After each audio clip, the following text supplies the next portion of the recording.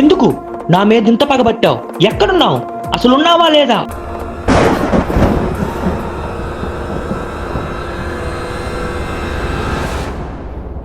కాలం ఆ మహాదేవుడు చేసే లీలా వినోదం.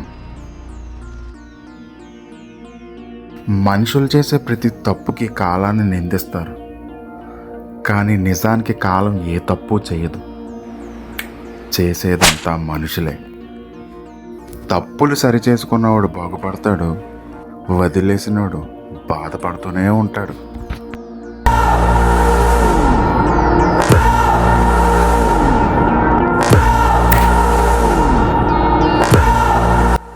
నన్ను దాటి ఎవ్వరూ ఏమీ మార్చలేరు. ఒకవేళ మార్చాలన్నా మళ్ళీ నేనే రావాలి. నేనే కాలం, ఆ మహాదేవుడు చేసే లీలా వినోదం.